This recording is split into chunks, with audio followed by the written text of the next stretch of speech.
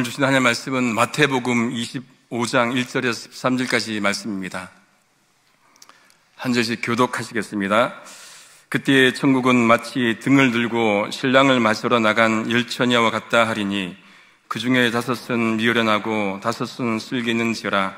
미련한 자들은 등을 가지되 기름을 가지지 아니하고 슬기는 자들은 그릇에 기름을 담아 등과 함께 가져갔더니 신랑이 더디 오므로 다 졸며 잘세.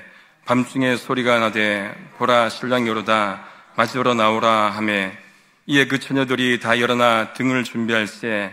미련한 자들이 슬기는 자들에게 이르되 우리 등불이 꺼져가니 너희 기름을 좀 나눠달라 하거늘 슬기는 자들이 대답하여 가로되 우리와 너희의 쓰기에 다 부족할까 하노니 차라리 파는 자들에게 가서 너희 쓸 것을 사라 하니 저희가 사러 간 동안에 신랑이 오므로 예비하였던 자들은 함께 혼인잔치에 들어가고 문은 닫힌지라.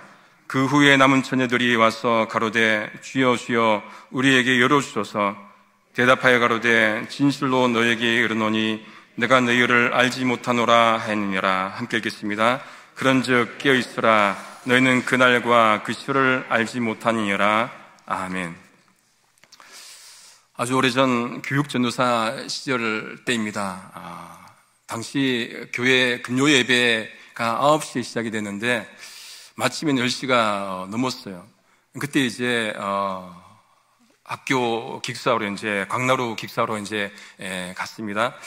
연신내에서 4호선을 타고 이제 종로 3가 가서 5호선 타고 갈아타고 이제 가는데 언젠가 하루는 이제 60대 넘으신 할아버지 2분이 타시는 거예요. 제 옆자리에 마침 자리가 있어서 앉으셨는데 술이 기분 좋게 이제 취하셨습니다. 2분이 나누신 대화를 의도치 않게 이제 듣게 된 거예요. 이렇게 대화를 나누십니다. 한 분이 야 우리 참 많이 살았다 그치? 그러고 보니까 해방도 겪었고 6.25 사변도 4.19도 또 그리고 보릿고개도 참 많이 살았다 그치? 그러니까 그분이 다른 분이 이제 우리도 참 많이 늙었지 그렇게 이제 대화를 나누십니다. 과거를 떠올리시면서 그렇게 대화를 나누시는데 이제 안내방송이 나옵니다. 다음 역은 아차산역입니다. 내리실 문은 오른쪽입니다. 그 안내방송이 나오니까 2분이 갑자기 조용해지십니다. 한 분이 이렇게 말합니다. 야 그런데 우리 집에 가는데 아차산역이 있었냐? 다른 분이 대답합니다. 아차산 글쎄 없었던 것 같은데.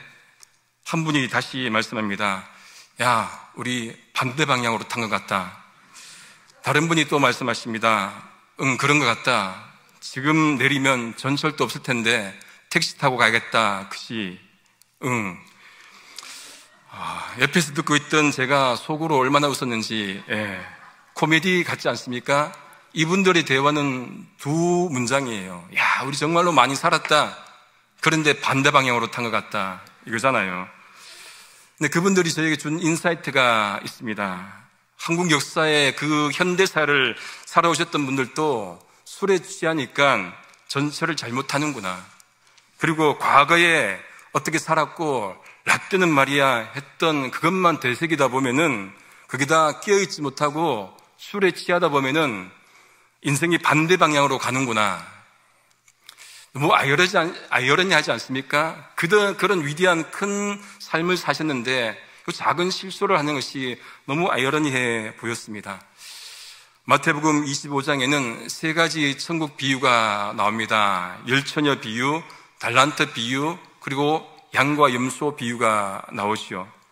그 중에 오늘 나눌 이 열처녀 비유는 우리에게 깨어 있어서 믿음으로 그 마지막 때를 준비하라는 내용입니다.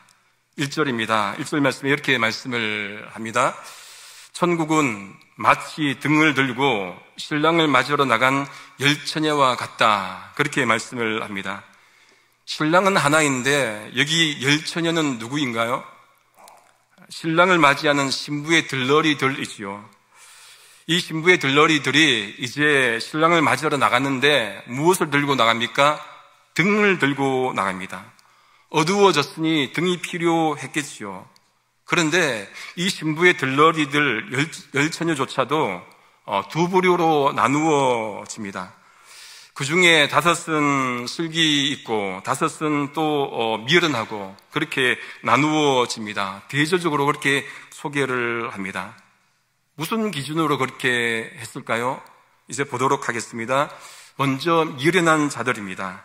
3절에 보시면은 미련한 자들은 등을 가지되 기름을 가지지 아니하고 그렇게 말씀하고 있습니다. 등이 필요한 것은 불을 밝히기 위해서 필요하죠. 그러면은 불을 밝히기 위해서는 무엇이 있어야 합니까? 기름이 있어야 합니다. 이게 상식이에요. 아무리 미련한 자들이라 하더라도 이것은 상식입니다. 모를 리가 없어요. 그런데 3절은 그들이 기름을 전혀 준비하지 않은 것처럼 그렇게 언급을 하는 듯합니다. 근데 8절에 보시면요, 8절에 보면은 미련한 자들이 슬기는 자들에게 우리 등불이 꺼져가니 라고 하는 걸 보면은 조금은 가지고 있었던 것으로도 보입니다. 그러니까 충분히 가지지 못했기 때문에 미련한 자들이라 할 수가 있겠지요. 반면에 이제 슬기는 자들입니다. 그들은 어떻습니까? 4절에 보니까 그릇에 기름을 담아서 등과 함께 가져갔더니 그렇게 말씀하고 있습니다. 그러니까 슬기로운 자들은 여유분까지도 가져간 거예요. 여러분, 등과 그릇은 형식이요, 기름은 내용입니다. 그런데 형식만 있고 내용이 없으면은, 즉 등과 기름만 있고 등과 그릇만 있고 기름이 없으면은 얼마나 허무하겠습니까? 반대로 형식은 없고 내용만 있으면은, 즉 등과 그릇은 없고 기름만 있으면은 무용지물이에요. 그러니까 형식도 있어야 되고 내용도 있어야 됩니다. 즉 등과 그릇과 기름이 함께 있어야 하는 것이죠. 그러기에 우리 임마누엘 칸트라는 철학자가 이렇게 말하잖아요. 내용 없는 형식은 공허하고 형식 없는 내용은 맹목적이다. 여기에 어울리는 말입니다. 우리는 어떻습니까? 형식과 내용을 함께 갖고 있습니까? 기름까지 준비하고 있습니까? 그렇다면 우리에게 기름은 무엇이겠습니까? 그것은 바로 복음이어야 합니다. 예수 그리스도가 십자가에 죽으셨고 부활하신 그 내용이 우리에게 복음이어야 합니다. 우리 각자에게 이것이 있어야 합니다. 그것이 기름이요, 그것이 내용이요, 그것이 본질입니다. 그러면 우리에게서 형식은 무엇입니까? 교회 공동체여야 합니다. 그러니까 복음 없이 교회만 왔다 갔다 하면은 기름 없는 등만 가지고 있는 어리석은 15자녀와 다를 바가 없겠습니다. 또 복음이 있는데 교회 공동체가 없다면은 그 신앙 오래가지 못합니다. 따라서 교회 공동체 안에서 복음, 예수 그리스도로 뭉친 그 신앙의 모습이 우리 속에 있어야 하겠지요. 열처녀 모두 신랑을 기다립니다. 그런데 신랑이 더디 옵니다. 기다리다 지쳐서 어떻게 됩니까? 모두 좁니다. 또 잡니다. 미련한 처녀들만 잔 게 아니에요. 슬기로운 처녀들도 잡니다. 모두에게 미련하든 슬기롭든 한계 상황 졸음은 똑같이 주어집니다. 똑같은 여건입니다. 신랑이 더디오고 또 졸음이 오는 것처럼 인생에도 때론 예기치 못한 순간들이 오지 않습니까? 그럴 때 여러분 어떻게 합니까? 그럴 때 그런 것 직면할 때 준비한 자와 준비하지 못한 자가 나뉘어지는 것처럼 그럴 때 극과 극으로 나누어지는 것이겠죠. 실제 상황이 이제 벌어집니다. 이제 밤중에 신랑이 옵니다. 그를 맞으러 나오라는 소리가 들립니다. 그들이 기다리던 신랑이 이제 옵니다. 맞으러 나가야 해요. 이 열처녀가 다 일어나 등을 준비합니다. 여기도 여건이 똑같습니다. 슬기로운 처녀들만 일어난 게 아니에요. 미련한 처녀들은 계속 자고 있는 것이 아닙니다. 그들 모두가 일어나서 등을 준비합니다. 여건은 똑같아요. 그런데 미련한 자들은 자기들의 등에 불이 꺼져가는 것을 봅니다. 얼마 가지 않아서 꺼질 것 같습니다. 어떻게 해야 합니까? 살아가자니 신랑은 이미 왔고 급기야 어떻게 해요? 슬기로운 자들에게 빌려달라고 그렇게 요청을 합니다. 기름을 준비했다 하더라도 가장 중요한 시기에 떨어지면은 무슨 낭패입니까? 전혀 준비하지 않는 것과 같다고 할 수가 있겠지요. 예전에 클레몬에 살 때 차가 도로에 서버린 적이 있습니다. 차를 산 지 얼마 되지 않았는데 선 거예요. 고장이 아닌데 가만히 보니까 기름이 떨어진 거예요. 여러분, 도로의 한복판에 서면은 정말로 거시기 합니다. 근데 마침 길 건너편에 주유소가 있어서 가서 뭐 없잖아요. 통을 조그만 거 사서 기름 채워서 와서 다시금 기름 붓고 또 차를 움직인 적이 있습니다. 그 통 아직까지 차에 있어요. 그 다음에 쓴 적이 없지만은 그 통 볼 때마다 그 생각이 나지요. 등의 존재 이유와 목적은 무엇입니까? 그것은 그 자체에 있는 게 아니에요. 등 그 자체에 있는 것이 아니라 등의 존재 이유와 목적은 어두움을 밝히는 데 있습니다. 주위를 밝히는 데 있습니다. 그러기 위해서는 반드시 기름이 있어야 되고 또 넉넉히 충분히 있어야겠지요. 똑같은 등이라 할지라도 기름이 있느냐 없느냐에 따라서 또 충분히 있느냐 없느냐에 따라서 가치가 달라집니다. 낮에는 차이가 안 나와요. 낮에는 모두가 똑같습니다. 그런데 어두울 때가 되면은 확연히 그 차이가 드러나지요. 미련한 자들도 미리 준비했으면은 이 상황을 피할 수 있지 않겠습니까? 그런데 그들은 그렇게 생각했을 것 같아요. 충분하겠지. 또 모자라면은 빌리면 되지. 근데 그것이 결정적 차이를 만들어내는 것이지요. 붙어서 사는 게으른 인생이 아니라 정말로 하나님 앞에 성실한 인생으로 살아야 합니다. 기름을 나눠달라는 이들에게 슬기로운 처녀들이 어떻게 답합니까? 9절입니다. 우리와 너희의 쓰기에 다 부족할까 하노니 차라리 파는 자들에게 가서 너희 쓸 것을 사라. 여러분 어떻게 생각하십니까? 슬기로운 자들의 태도가 좋다고 보십니까? 그렇다고 보십니까? 갖고 있으면서 나눠주면 좋겠는데 인색하다고 말할 수가 있습니까? 나눠주는 것만이 정답일까요? 때에 따라서 다를 것 같습니다. 원칙은 나눠줘야 되겠죠. 갖고 있으면은 충분하면은 나눠주는 것이 원칙이에요. 모르는 사람이 없을 겁니다. 그런데 이런 상황에서 나누어 주면은 슬기로운 처녀들이 말한 것처럼 모두가 신랑을 맞이할 그 자세가 태도가 못되지 않습니까? 그런 면에서 본다면은 슬기로운 여자들의 태도가 냉정하지만은 합리적이다, 그렇게 볼 수가 있을 것 같습니다. 슬기로운 처녀들에게서 무엇을 배울 수 있습니까? 두 가지를 좀 배우고자 합니다. 첫째, 하나는 슬기로운 여자들은 미리 준비한 자들이었는데 넉넉히 준비한 자들이었습니다. 앞으로 있을 상황을 머릿속에 이렇게 그려보고 어떤 것이 필요한지 또 생각해보고 그리고 충분히 준비한 자들이었어요. 무엇인가를 바라고 여러분 기다릴 때 준비해야 합니다. 우리는 무엇을 바라고 무엇을 기다려야 합니까? 무엇을 준비해야 됩니까? 우리는 하나님을 바라고 하나님을 기다려야 하겠지요. 시편 31편 24절입니다. 여호와를 바라는 너희들아 강하고 담대하라. 시편 27편 14절입니다. 너는 여호와를 기다릴지어다 강하고 담대하여 여호와를 기다릴지어다. 하나님을 바란다면은 때로는 힘들고 어려워도 기다리고 준비해야 합니다. 강한 마음으로 담대한 마음으로 기다리고 준비해야 할 것입니다. 하나님께서 노아에게 방주를 준비하라고 하셨지요. 사람들이 아무도 동의하지 않았을 겁니다. 이상하게 봤을 거예요. 그런데 그는 개의치 않고 그 하나님 말씀대로 준행합니다. 노아는 자신의 시선을 사람들의 눈이 아닌 하나님께 맞춥니다. 준비했던 것이지요. 어떤 일이 벌어집니까?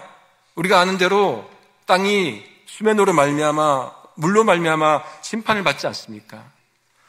요셉이 바로의 꿈을 해석해 주면서 바로에게 권면합니다. 창세기 41장 34절에서 36절 개역개정으로 한번 읽어드리겠습니다. 바로께서는 또 이같이 행하사 나라 안에 감독관들을 두어 그 7해 풍년에 애굽 땅의 5분의 1을 거두되 그들로 장차 올 풍년의 모든 곡물을 거두고 그 곡물을 바로의 손에 돌려 양식을 위하여 각 성읍에 쌓아두게 하소서. 이와 같이 그 곡물을 이 땅에 저장하여 애굽 땅에 임할 7해의 흉년에 대비하시면 땅이 이 흉년으로 말미암아 망하지 아니하리이다. 풍년 때 흉년의 때를 준비하라는 거예요. 대비하라고 그렇게 해석하지 않습니까? 두 번째 우리가 슬기로운 자들에게서 배울 것은 부지런한 모습입니다. 미리 생각하고 미리 움직입니다. 같은 24시간 모두가 우리 24시간이에요. 누구는 25시간, 누구는 27시간 아니에요. 모두가 24시간으로 살아갑니다. 그런데 어떤 사람은 그 시간을 10시간으로 사는 사람이 있는가 하면은 어떤 사람은 30시간으로 사는 사람이 있습니다. 무엇이 좋은지는 따져봐야겠지만은 더 부지런한 사람이 더 준비하겠지요. 어느 권사님이 문자를 보내셨습니다. 이렇게 보내오셨어요. 목사님, 어디 계세요? 제가 목사님 어디 계세요? 라고 보내신 것이 분명한 것 같은데 그렇게 온 거예요. 제가 많이 개기나 봅니다. 여기 목사님 다음에 어쭈가 들어갔으면은 제가 오해를 했을 것 같은데 그것이 오타인 것을 알게 된 거예요. 저 문자를 받고는 하나님의 일에 개기지 말고 부지런히 해야겠구나 하는 다짐과 결심과 기도를 하게 되었습니다. 부지런한 자가 앞날을 준비하게 되어 있습니다. 신앙생활도 부지런해야 합니다. 로마서 12장 11절 말씀 같이 한번 읽겠습니다. 시작. 부지런하여 게으르지 말고 열심을 품고 주를 섬겨라. 하나님을 섬기는 일에, 공동체를 섬기는 일에 우리 모두가 부지런해야 하겠지요. 기름 준비한 이들이 기름 나눠주지 않자 기름이 없는 이들이 어떻게 해야 됩니까? 선택의 여지가 없습니다. 기름을 사러 가야 합니다. 근데 뭔가 불길해요. 무엇이 불길합니까? 신랑이 올까봐, 그죠? 근데 그 사이에 신랑이 오잖아요. 불길한 예감은 틀린 적이 없습니다. 여러분 축구 경기 보다가 화장실 갔다 오면은 꼴이 나 있죠. 꼭 그럴 때가 있단 말이에요. 가야 되는데 말아야 되는데 하다가 가면 꼭 꼴이 나요. 그런데 그 순간 보지 못하면 얼마나 안타깝습니까? 그런데 그것은 돌려보면 돼요. 하이라이트 보면 또 볼 수 있지만은, 그런데 신랑이신 주님께서 이 땅에 오실 때 그때 함께하지 못하면은, 그때 기름이 없으면은 끝이에요. 돌이킬 수 없습니다. 하이라이트도 없습니다. 돌려볼 수도 없어요. 끝이지 않습니까? 얼마나 허무하겠습니까? 그러니 우리가 충분히 준비하고 충분히 주님 오신 그날까지 끼어 있어야 하겠지요. 그러면은 신랑이신 주님께서 오신 이유가 무엇이겠습니까? 이 땅에 오신 이유가 무엇일까요? 우리를 구원하시기 위해서 오신 것입니다. 오로지 우리를 위해서 오신 거예요. 예수님께서 말씀하십니다. 요한복음 10장 10절 말씀에 내가 온 것은 양으로 생명을 얻게 하고 더 풍성히 얻게 하려는 것이라. 예수님 오신 목적이 뭐라고요? 생명 얻게 하고 더 풍성히 구원 얻도록 하기 위해서 오셨다 말씀합니다. 레위기 22장 32절 하반절에서 33절에 보시면은 하나님께서 이스라엘 백성들을 출애굽시킨 그 이유에 대해서 말씀을 하십니다. 이렇게 말씀합니다. 나는 너희를 거룩하게 하는 여호와요 너희의 하나님이 되려고 너희를 애굽 땅에서 인도하여낸 자니 나는 여호와니라. 하나님께서 거창한 목적이 있는 것이 아니라 이스라엘 백성들의 하나님이 되기 위해서 오신 거예요. 언약 백성 삼기 위해서 오신 것입니다. 그 하나님께서 이 땅에 친히 오셨잖아요. 무엇하기 위해서 오셨습니까? 우리를 구원하기 위해서 오신 거예요. 하늘에 계신 하나님께서 친히 육신의 몸을 입고 이 땅에 오신 것이지요. 무엇하기 위해서? 구원하기 위해서, 우리를 위해서 오신 것입니다. 그런데 그때를 준비 못하면 어떻게 되겠습니까? 끝이에요. 보십시오. 신랑이 오니까 슬기로운 처녀들, 개역 한글로는 예비하였던 자들, 개역 개정으로는 준비하였던 자들, 다시 말해서 충분히 준비한 그 슬기로운 처녀들은 어떻게 됩니까? 혼인잔치에 들어갑니다. 마지막 때에 들어가요. 그리고는 문이 닫혀버립니다. 기름 사러 간 이들이 급하게 돌아옵니다. 못 들어갑니다. 예수님 그들을 어떻게 표현합니까? 11절에 보시면은 남은 처녀들 그렇게 표현합니다. 남은 처녀들, 천국 잔치에 못 들어가고 밖에 남은 자들 그렇게 말씀하시는 것이지요. 미련한 자들이 무엇을 구하러 갑니까? 기름이지요. 못 구해서 그냥 왔습니까? 명시적으로 남아있지 않지만은 구해서 왔을 겁니다. 뒤늦게 구해서 온 것 무엇입니까? 기름 아닌가요? 기름 맞아요. 그런데 늦은 거예요. 설령 그들이 구해온 것이 더 좋고 더 신선하고 좋은 기름을 가져왔다 손치더라도 어떻습니까? 아무런 의미가 없는 거예요. 그들이 다른 걸 구해온 것이 아니라 기름을 가져왔지만은 쓸모없습니다. 왜? 문이 닫혔기 때문에, 이미 신랑이 왔기 때문에 아무런 의미가 없는 거예요. 때가 중요합니다. 겉으로 보기에는 어떻습니까? 같이 등을 준비하고 같이 신랑을 기다리고 같이 졸고 같이 잤어도 마지막 결과는 천지 차이입니다.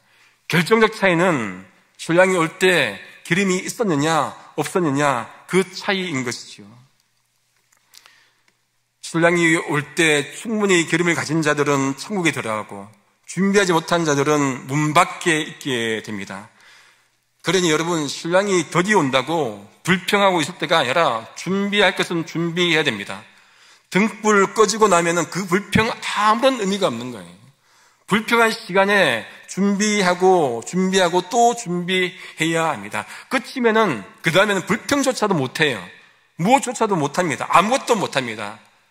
본질이 결정하는 거예요. 본질이 결정적 차이를 만듭니다. 미리 준비해야 됩니다. 떠다니는 허상을 붙잡을 게 아니라 본질을 붙잡아야 되는 거예요. 교회 안에서 본질이 무엇입니까? 말씀 붙잡고 복음 붙잡고 그것이 본질이죠. 다른 것들은 부차적인 거예요. 다른 것들은 되어도 되고 안 되어도 되는 거예요. 그런데 본질을 붙잡아야만이 우리의 마지막이 결정되는 것이지요. 주님이 이 땅에 재림하실 때 그럼 우리에게 본질은 무엇입니까? 믿음이에요. 예수 믿는 믿음이 본질입니다. 주님이 그 믿음을 보실 겁니다. 그때 가서 다른 사람들에게 믿음 나눠주라 할 수 없습니다. 기름은 다른 사람에게 얻을 수 있을지 몰라도 살 수 있을지 몰라도 믿음은 다른 데 가서 얻지도 못하고 사지도 못해요. 그러니 믿음을 우리가 가져야겠죠. 믿음이 있어야 천국 가고 믿음 없으면은 문 밖에 지옥 가는 겁니다. 사도행전 16장 31절에 주 예수를 믿어라. 주 예수를 믿어라. 그리하면 너와 네 집이 구원을 얻으리라. 예수를 믿어라. 분명히 말씀을 합니다. 예림 시리즈 마지막인데 우리에게 가장 중요한 것이 무엇입니까? 믿음이 있죠. 믿음의 사람들의 모습을 보고 비워야 되는 것은 뭡니까? 믿음이에요. 우리 속에 믿음이 있느냐 없느냐 마지막이 결정됩니다. 기름을 구해왔을 처녀들이 닫혀있는 문을 향해서 소리 높여 외칩니다. 주여 주여 우리에게 열어주소서. 열어주소서. 여러분, 그들이 어떻게 이 열어주소서를 했습니까? 낙낙 조용하게 열어줘요 이렇게 했겠습니까? 끝인데, 닫히면 끝인데 소리 높여서 그렇게 불렀겠죠. 외치는 것밖에는 없습니다. 그런데 그 외침에 신랑이 어떻게 답합니까? 냉정합니다. 내가 너희를 알지 못하노라. 내가 너희를 모른다. 신랑의 대답은 이미 문이 닫혔으니까 못 들어온다는 현실적 상황 분석이 아니에요. 너 못 들어와. 문 닫혔어. 못 들어와. 또 기름 가져왔어? 이것 아니에요. 기회를 주는 게 아니에요. 끝이야. 내가 너희를 도무지 알지 못한다. 내가 너희를 알지 못한다. 끝입니다. 선택의 여지가 없습니다. 기회가 없습니다. 그걸로 끝이에요. That's it. 끝이에요. 신랑의 말을 돌이킬 방법이 없습니다. 여지가 없습니다. 좀 전까지 우리도 기름이 있었는데요. 변명의 여지가 통하지 않아요. 신랑의 말은 변함이 없습니다. 내가 너희를 알지 못한다. 마태복음 7장 21절, 22절, 23절이 떠오릅니다. 나더러 주여 주여 하는 자마다 천국에 들어갈 것이 아니요 다만 하늘에 계신 내 아버지의 뜻대로 행하는 자라야 들어가리라. 예수님의 말씀에 사람들이 예수님께 변명하잖아요. 이렇게 호소합니다. 주님, 주여, 주여, 우리가 주의 이름으로 선지자 노릇하며 주의 이름으로 귀신을 쫓아내며 주의 이름으로 많은 권능을 행하지 아니하였습니까? 주님께서 뭐라고 답변하십니까? 그때에 내가 저에게 밝히 말하되, 똑바로 말하되, 분명히 말하되, 내가 내 길을 도무지 알지 못하니. 주여 주여 외치는 것은 본질이 아니에요. 여러분 22절 3번이나 뭐라 합니까? 주의 이름으로, 주의 이름으로, 주의 이름으로, 주의 이름으로 선지자 노릇도 했고, 주의 이름으로 귀신도 쫓아냈고, 주의 이름으로 권능도 베풀었고, 이 정도 되면 되는 것 아닙니까? 아니에요. 아니라고 하지 않습니까? 내가 너희를 알지 못한다. 내가 너희를 모른다. 본질이 아니니까 알 수 없는 거예요. 본질이 아니니까 아무리 주의 이름으로 말한다 하더라도 그것은 참으로 하나님 마음에 닿지가 않는 것이지요.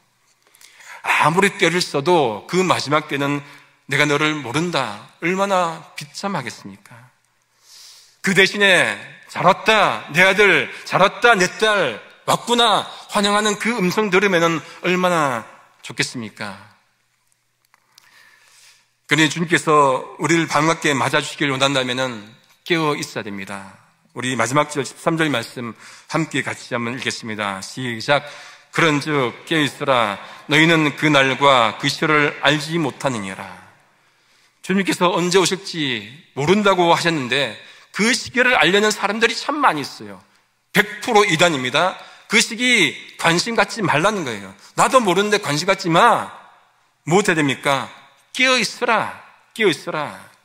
그것만 하면 되는 것이지요. 그런데 깨어 있어야 한다면은 이것이 무슨 뜻일까요? 눈만 뜨면 됩니까? 여러분, 슬기로운 자들도 졸고 잤어요. 그런데 그들은 준비했었지요. 깨어 있어란 말은 뭡니까? 그냥 준비하라는 얘기예요. 이건 저한테 하는 말입니다. 새벽기도 때 부목사님들이 돌아가면서 이제 설교를 하는데, 한 목사님은 일찍 와서 문 열고 음량 시스템을 이제 준비해야 돼요. 유튜브에 올리기 때문에 설교를 녹음하는데 오늘 새벽 일입니다. 박찬 목사님 설교하는데 제가 녹음 버튼을 누르지를 못한 거예요. 한참이 지나갔습니다. 벌써 2번째예요. 목사님 앞부분을 다시 새벽 예배 마치고 다시 녹음을 한 거예요. 얼마나 죄송한지 깨어있지 못해서. 그나마 제가 그동안 다니엘을 봐줬기 때문에 무사히 넘어갔지, 안 그랬으면 난리 났을 건데 죄송합니다. 영화 넘버 3에 보면은 발음이 중요합니다. 넘버 3 발음에 송강호가 그런 말을 합니다. 유명한 대사가 있잖아요. 헝그리 정신. 내가 현정하면 현정한 거야. 그 말을 하면서 이런 문장을 합니다. 잠자는 개한테는 결코 햇빛이 비치지 않아. 햇빛! 그렇게 말하죠. 잠자는 개한테는 결코 햇빛이 비치지 않아. 햇빛. 객관적 사실로 보면은 여러분, 잠자는 개한테 햇빛이 비치지요. 안 비칠 수가 없습니다. 이 말은 무슨 말이겠습니까? 깨어있지 않는 개한테는 햇빛도 비치지 않는다는 말일 겁니다. 깨어 있어야 합니다. 깨어 있어야 합니다. 아무리 강조해도 지나치지 않을 겁니다. 애국가는 4절인데 잔소리는 1절만 해야 됩니다. 우리가 아이들한테 좋은 말 하는데 좋게 들립니까? 무조건 애들은 잔소리예요. 그런데 깨어있어라, 깨어있어라, 이건 4절도 모자랍니다. 반복해서 말해야 됩니다. 그래야 우리 몸이 기억하고 움직이겠죠. 오늘 또 내일 또 깨어있는 신앙생활을 하시기를 소망합니다. 말씀을 정리합니다. 전철에서 만났던 어르신들처럼 아무리 인생이 위대한 업적을 이루었다 하더라도 술 취해서 살아가면 자기 집과 반대 방향으로 가는 것처럼 복음의 본질을 깨닫지 못한 채 깨닫지 못하면은 마지막에 도달해야 될 그 영원한 본향과 반대 방향으로 갈 수 있다는 것을 깨달아야 합니다. 영어 표현에 If I knew then what I know now. 발음이 좋습니까? 지금 알고 있는 것을 그때 알았더라면 이기잖아요. 지금 알고 있는 것을 그때 알았더라면, 마지막 날에 그때 알았더라면 후회하지 말고 소용없어요. 슬기로운 처녀처럼 미리 준비하고 깨어있는 믿음으로 살아야 할 것입니다. 그래서 마지막 때에 주님의 따뜻한 음성을 듣고 주님께서 베푸시는 그 잔치 자리에 우리 모두 함께 들어가서 평안히 거할 수 있기를 성부, 성자, 성령이신 삼일체 하나님 이름으로 소망합니다. 기도하시겠습니다.